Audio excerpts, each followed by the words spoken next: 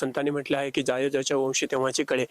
तसं आहे की आज आपण ज्या ठिकाणी चाललेलो आहोत किंवा ज्या ठिकाणी जाऊन भेटणार आहोत, तर त्या ठिकाणी असंच काहीच आहे की त्या क्षेत्रात गेल्यानंतरला किंवा त्या क्षेत्रामधील काय दुःख असतं, काय व्यथा असतात किंवा त्याच्यामध्ये काय आनंद मिळू शकतो, हे त्यामध्ये गेल्यावरती आपल्याला कळत असतं. त्यांना असं का म्हणतो मी, तर त्यांना लहानपणापासूनच जे बाळकडू पाजलं गेलं, म्हणजे घरी असतानाच शेती क्षेत्रामध्ये ते कार्य करत असताना त्यांना शेतकऱ्याच्या व्यथा काय असतील ह्या त्यांना कळाल्या, त्या क्षेत्रामध्ये येणाऱ्या अडचणी काय आहेत त्या कळाल्या आणि ह्या अडचणी व्यथांबरोबर त्यांना ह्या क्षेत्रामध्ये असणारा आनंदही समजला. त्यामुळे त्यांनी त्यांच्यात ध्येय ठरवलं की मी करिअर करल तर ह्या क्षेत्रात करल, ज्या करून मला त्याचा फायदा माझ्या भविष्यामध्ये करिअर करत असताना नक्कीच होईल. आणि मग लहानपणापासून हे कडू मिळाल्यामुळे ते तशाच पुढे पुढे चालत गेल्या आणि आज त्यांनी जे शिखर गाठलेलं आहे ते आहे कृषी उपसंचालक हे पद आहे. क्लास 1 ऑफिसर कृषी उपसंचालक म्हणून ज्या निवडून आल्या त्या आज आपल्या महाराष्ट्र राज्यातील 4थ्या क्रमांकाच्या आहे त्या कुमारी दिव्या संतोष भोर. आज आपण त्यांच्याकडे जाऊन त्यांचं हे यशाचं शिखर, एवढं मोठं यशाचं शिखर क्लास 1 ऑफिसर पर्यंतचं कसं जिंकलं हे आपण त्यांच्याकडून आज जाणून घेणार आणि ती प्रेरणादायी त्यांचा प्रवास आज आपण त्यांच्याकडून जाणून घेणार आहे.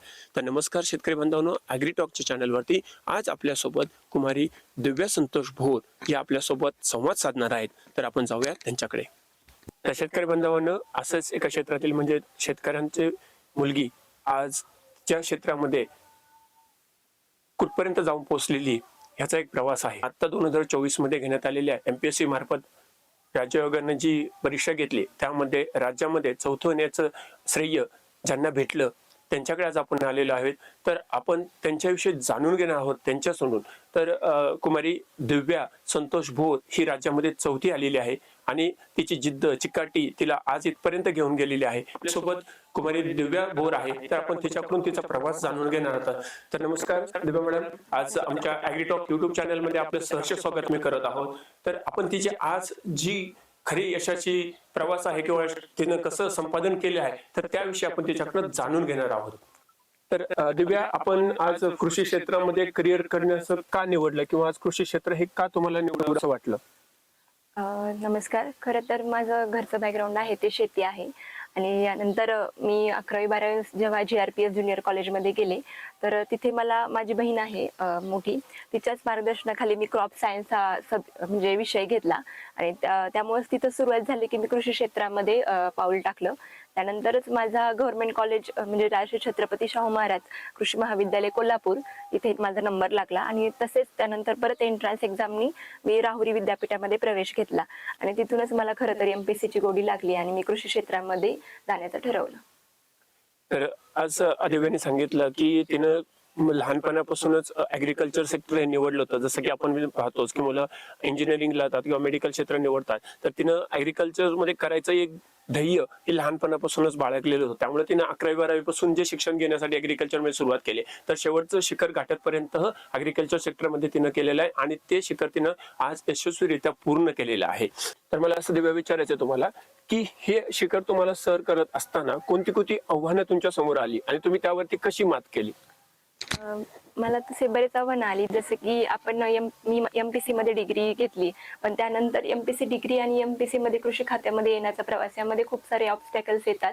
जसं की प्रिलिम्सची तयारी, मेन्सची तयारी, त्याचा जे प्रॉपर गायडन्स असेल किंवा आजकाल बघितलं आपण की मार्केटमध्ये इतके सारे कोचिंग क्लासेस आहेत पण त्याहूनही मात करून मी जिथे प्रवेश घेतला MPKV राहुरी, तिथे कृषी मित्र एकता मंच आहे, तिथून मला हे सगळ्या ऑब्स्टॅकल्सवर एक उपाय सुचला. कारण तिथं प्रॉपर गायडन्स सिनियर्स असेल ज्युनियर्स असेल आणि आम्ही ग्रुप डिस्कशननी त्या ऑब्स्टॅकल्सवर जास्त करून म्हणजे ग्रुप डिस्कशननी आम्ही त्यावर हे केलं. त्यामुळे आम्हाला मार्गदर्शन पण चांगल्या प्रकारे मिळालं.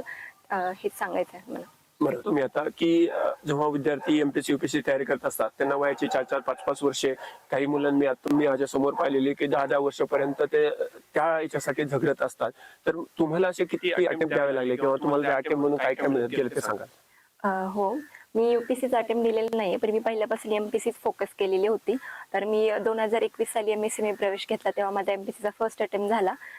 तेव्हा मी महाराष्ट्र कृषी सेवामधून मेन्समध्ये गेलेले होते. इंटरव्ह्यूला माझं राहिलं होतं आणि दुसऱ्या अटेम्प्ट मध्ये सुद्धा मी मेन्समध्ये गेलेले होते MSc सेकंड इयर करत असतानाच. आणि त्यानंतर 2024 मध्ये मी सरळ सेवेमधून कृषी सेवक ही पोस्ट घेतली नाशिक जिल्ह्यामध्ये सिन्नर तालुक्यामध्ये, आणि 2024च्या जी आपली प्रिलिम्स होती ॲग्रिकल्चरची परत ॲड आली. त्यानंतर मी हे ॲग्रिकल्चर प्री मेन्स आणि आता फायनल इंटरव्ह्यू मधून मी राज्यात चौथी आले. ओके, तर म्हणजे तुम्हाला दुसऱ्याच अटेम्प्ट मध्ये कृषी सेवक ही तुम्हाला पदवी भेटली होती. सिन्नर तालुक्यामध्ये ते कार्यरत आहेत आजही. तर काय सिन्नर तालुक्यामध्ये तिथले कार्य करत आहे कृषी सेवकामध्ये, आणि तेच कार्य करत असतानाही त्यांनी पुढचं शिखर गाठलेलं आहे की आज ते कृषी उपसंचालक म्हणून या पदावर, ते क्लास 1 ऑफिसर म्हणून या पदावर ते नियुक्त झाले. आणि ह्याच्यापेक्षा मोठी बात म्हणजे की आज महाराष्ट्रामध्ये त्यांना चौथा येण्याचा मान मिळालेला आहे. ही खऱ्या अर्थाने गौरवाची बाब आपल्याला येडगावकरांसाठीच नव्हे तर महाराष्ट्रासाठी म्हणावी लागेलच. तर दिव्या, तुम्ही कृषी सेवक म्हणून सिन्नरमध्ये आता काम करत आहात, तर तुम्हाला त्या क्षेत्रामध्ये आता थोड्याफार बऱ्यापैकी माहिती झाली. आता तुम्ही जेव्हा कृषी संचालक म्हणून हा पद स्वीकारणार आहात, त्यानंतर त्याच्या पुढे तुमच्यासाठी काय पहिलं हे असं उद्देश असेल की त्यातनं तुम्ही पुढेच वाटचाल करणार आहात? खरं पाहता मी कृषी विभागामध्ये ग्राउंड लेवलला काम केलेलं आहे कृषी सेवक म्हणून. त्यामुळे मला शेतकऱ्यांच्या अडचणी ग्राउंड लेवलला चांगल्या कळलेल्या आहे. त्यामुळे मला वरच्या पोस्टवर मॉनिटरिंग करणं सोयीस्कर होणार आहे. त्यामुळे माझा पहिलं टार्गेट किंवा काय मी पुढे जाऊन करणार आहे तर ते तर महत्त्वाचं की म्हणजे फार्मर ओरिएंटेड जे काय असेल स्कीम्स असेल त्या कशा इफेक्टिव्हपणे राबवता येईल यावर माझा भर असणार आहे.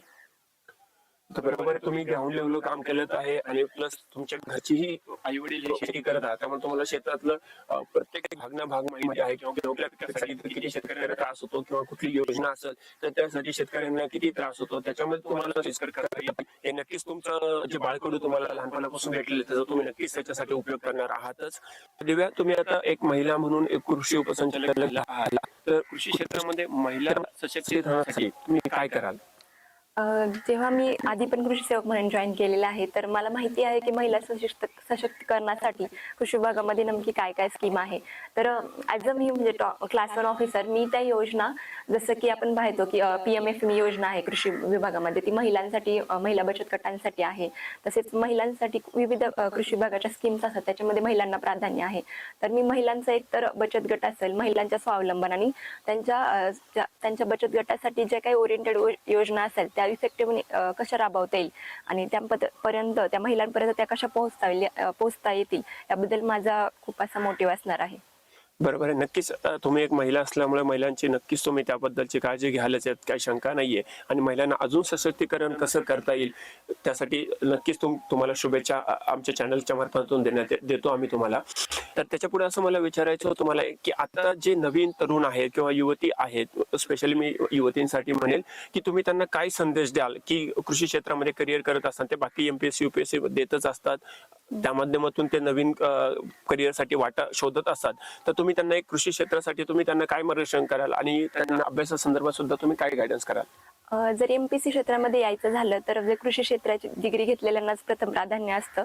तर त्यांनी निश्चितच ह्यामध्ये जर तुम्ही स्वतःचं एम आधी ओळखलेला असेल तर त्यानुसार आपल्या एमनुसार त्याला ज्या काही गोष्टी लागतात, रिक्वायरमेंट लागतात त्यासाठी प्रयत्न करत राहा.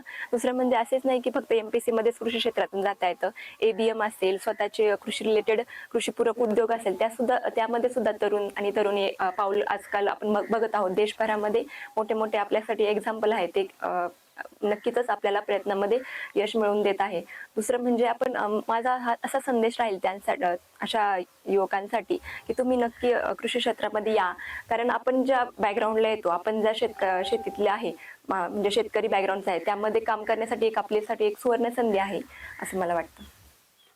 नक्कीच युवतींसाठी एक किंवा युवकांसाठी एक नवीन संदेश असेल की कृषी क्षेत्रामध्ये आहे, पण त्याच्यासाठी त्यांना बेसिक म्हणजे त्यांच्याकडे ऍग्रिकल्चरचं बॅकग्राऊंड असणं फार महत्वाचं आहेच. त्याचबरोबर म्हणजे तुम्ही जेव्हा पदवी घेताय, पदव्युत्तर शिक्षण घ्या, त्यामध्ये तुमच्याकडे ऍग्रिकल्चर सेक्टरच्या रिलेटेड पदवी असणं तेवढं गरजेचं आहे आणि ते तुम्हाला फायदेशीर ठरणार आहे. त्यातनं तुम्हाला नक्कीच तुमच्या एक्झाम मध्ये याचा फायदा होणार आहे आणि तुम्ही पर्यंतचं शिखर तुम्ही गाठू शकता. आता तुम्हाला मला एक प्रश्न विचारायचा, हे सर्व जे तुम्ही यश संपादन केलं आहे तर या यशाचं श्रेय तुम्ही कोणाकोणाला द्याल? या यशाचं श्रेय सर्वप्रथम मी माझ्या कुटुंबाला, माझ्या आई वडील असेल, माझं संपूर्ण कुटुंब, बहीण भाऊंपासून माझे पूर्ण मामाचे घरचे इकडचे सगळे फॅमिली, ज्यांनी मला वेळोवेळी जेव्हा आपण माझे याआधी मी जसे सांगितले माझे 2 MPSC मध्ये मला मुलाखतीमध्ये पात्र नाही होता आलं, त्यावेळेस त्यांनी जसं मला सहकार्य केलं की तू करू शकते, त्यांना हे संपूर्ण श्रेय जाईल. तसेच मी माझ्या 10वी पर्यंत जे शिक्षक असेल माझे, जसे की माझे सर्वज्ञ कासेचे शांताराम गवडे सर असेल, त्यांनी मला 10वी पर्यंत जे म्हणजे बेसिक असतो ना, आपला पाया हा MPC पासून पूर्ण जेव्हा मी सुरू केला तिथंच नाही सुरू होत, तर आपला बेसिक शिक्षणही तेवढेच महत्त्वाचं आहे, त्यांना देईल. तसेच माझे GRPSचे शिक्षक आहे, माझे राशी छत्रपती शाहू महाराज कृषी महाविद्यालय कोल्हापूर, इथे माझा द बेसिक असा कृषी विभागाचा जो पाया म्हणता येईल तिथं कृषीचं शिक्षण मी घेतलं, त्या शिक्षकांना आणि अर्थातच जिथं मला MPCची गोडी लागली त्या MPK राहुरी मधलेच कृषी मित्र एकता मंच यांना मी माझे संपूर्ण श्रेय देईल. बरोबर आहे. राहुरी मधील शिक्षण हे विद्यार्थ्यांसाठी एक फार मोठी कलाटणी ठरणार आहे. जे विद्यार्थी त्या क्षेत्रामध्ये आजही शिक्षण घेत असतात त्यांनी नक्कीच त्यांना त्याचा फायदा होत आलेला आहे आणि असा पुढेही होत राहील. तर दिव्या, तुम्ही आता जे करिअर कृषी क्षेत्रामध्ये करिअर करता त्याचबरोबर शेतकऱ्यांसाठी काय संदेश द्याल? आज तुम्ही एक क्लासरूम ऑफिसर आहेत, तर त्यामुळे तुम्ही शेतकऱ्यांसाठी काय संदेश किंवा त्यांना काय मार्गदर्शन कराल? जसं की कृषी विभागाचा लोगोच असा आहे की शेतकऱ्यांच्या सेवार्थ कृषी कल्याण कर्तव्य, त्यानुसारच आजकाल कृषी विभागामध्ये AI असेल, तसेच मेकॅनायझेशन असेल, अशा विविध संधी उपलब्ध आहे. महिलांसाठी सुद्धा नमो ड्रोन दीदी सारख्या विविध संधी किंवा विविध स्कीम योजना या येत आहे. तर मला शेतकऱ्यांसाठी असा संदेश असेल की आपले जो कृषी विभाग आहे तो निश्चितच हा शेतकऱ्यांसाठी काम करण्यासाठी म्हणजे उपलब्ध आहे. तर तुम्ही त्या जे स्कीमचा जास्तीत जास्त लाभ घ्या, कारण कृषी विभाग हा फक्त तुमच्यासाठीच आहे. आणि तसेच माझा इतरांसाठी असा संदेश असेल जे या MPC मध्ये कृषी विभागामध्ये जे पदासाठी अभ्यास करत आहेत त्यांच्यासाठी की तुम्ही जिद्द, चिकाटी आणि कष्ट नेहमी करत राहा. तुमचं अचिव्हमेंट किंवा तुमचे जे ध्येय आहे ते उच्च ठेवा. निश्चितच तुम्हाला प्रयत्नांनी तुम्हाला यश नक्कीच मिळेल. आज दिव्या क्लास 1 कृषी उपसंचालक यांनी आपल्या चॅनलची मुलाखत साथ दिली, त्याबद्दल टॉक चॅनलच्या माध्यमातून मी दिव्या मॅडमला पुढील याच्यासाठी वाटचालीसाठी शुभेच्छा देतोच. आणि तसेच त्याबरोबर त्यांनी युवकांसाठी एक प्रेरणादायी प्रवास आहे. खऱ्या अर्थाने युवकांपेक्षा हा प्रेरणादायी प्रवास नक्कीच ठरेल आणि ज्या MPSC UPSC साठी करतात त्यांच्यासाठी एक नवीन आशा दिव्याच्या रूपाने आहेच. तर त्याचा नक्कीच नवीन युवतीने किंवा युवकांनी त्याचा फायदा घ्यावा असं मी या निमित्ताने आवाहन करतो आणि दिव्या मॅडमचं पुन्हा एकदा धन्यवाद म्हणतो. धन्यवाद. असेच शेतीविषयीचे नवनवीन व्हिडिओ पाहण्यासाठी जरूर लाईक शेअर करा. चॅनलवर जर नवीन असाल तर सबस्क्राईब करायला विसरू नका. धन्यवाद.